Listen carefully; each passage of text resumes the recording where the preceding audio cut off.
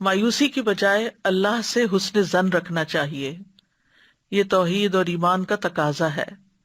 یاد رکھیے منافق اللہ کے بارے میں برے گمان رکھتا ہے، یظنون باللہ غیر الحق ظن الجاہلیہ، وہ اللہ کے بارے میں ناحق جاہلیت کا گمان کر رہے تھے۔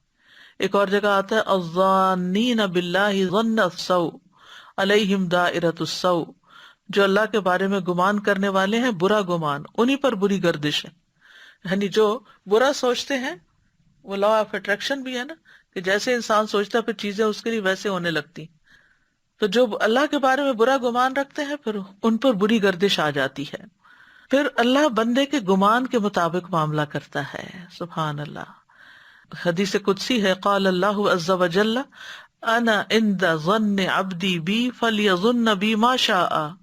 اللہ تعالیٰ فرماتا ہے میں اپنے بندے کے گمان کے مطابق ہوتا ہوں، بس وہ میرے ساتھ جیسا چاہے گمان رکھے۔ اگر اچھا گمان رکھیں گے تو انشاءاللہ اچھے نتائج سامنے آئیں گے۔ اور پھر یہ گمان موت تک اچھا ہونا چاہیے۔ رسول اللہ صلی اللہ علیہ وسلم نے اپنی وفات کے 3 دن پہلے فرمایا تم میں سے کوئی اس وقت تک نہ مرے مگر یہ کہ وہ اللہ عز و جل سے اچھا گمان رکھتا ہو، اللہ کے بارے میں اللہ کی رحمت سے پر امید ہو، اللہ تعالیٰ معاف کرنے والا ہے، اللہ تعالیٰ کے اچھے اچھے ناموں کے ساتھ اس کو یاد کرے۔